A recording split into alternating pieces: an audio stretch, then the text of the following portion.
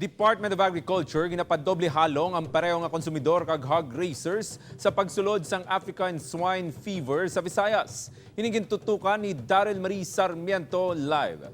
Daryl?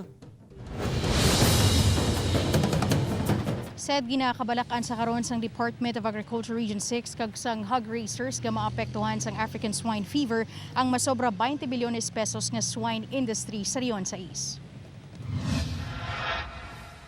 Ginkumpirma sa Department of Agriculture nga nakasulod na ang African Swine Fever sa Banuas ang Abuyog sa probinsya sang Leyte. Bangod sini, masugot ang pagbantay sa mga nagasulod nga baboy kag pork products sa Western Visayas. Madumduman nga nagapatayan ang pagban sang baboy kag pork products gikan sa Luzon kag Mindanao. Panumdum sang DA Region 6 sa publiko. Kung wala mga papeles, hindi nila pasudlon.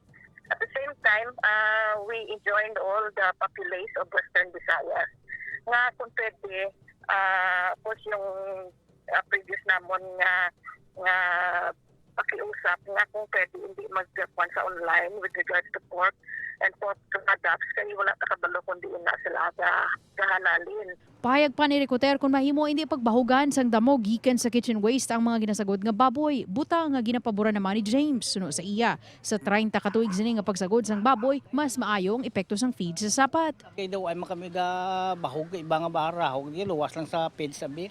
Tapos ay man ibang tao wala sila diyan naman. Dugang pa ni James, may tion man nga namahalan ini sa feeds, apang agud mas manami ang kalidad sang iya ginasagod nga sapat, ginatinguhaan gid sini nga feeds ang ibahog sa baboy. Isang una to nga pigado ang presyo ka baboy daw mauntat mo ko ni baboy kay mahalang feeds barato baboy ti ano pagdaog. Nagalaom ang DA kag hog racers nga hindi makasulod ang ASF sa riyon, bangod tion matabo ini. Apektado ang masobra 20 bilyones pesos nga swine industry sa riyon. Said Hugot nga ginamonitor sa karon sang DA Region 6 ang tanan nga nagasulod nga pork kag pork meat products sa riyon, partikular na ang pagtsekyar sang ila sini mga papeles kag sang point of origin.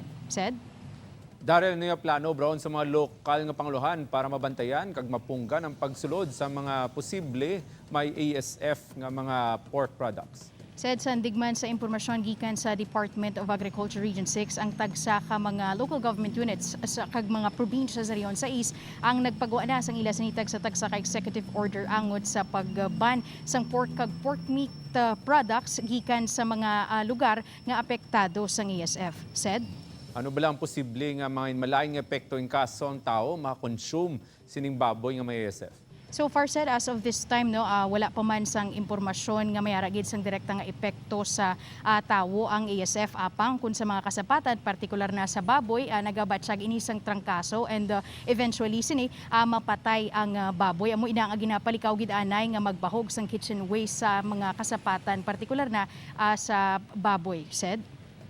Madamang salamat, Daryl Marie Sarmiento.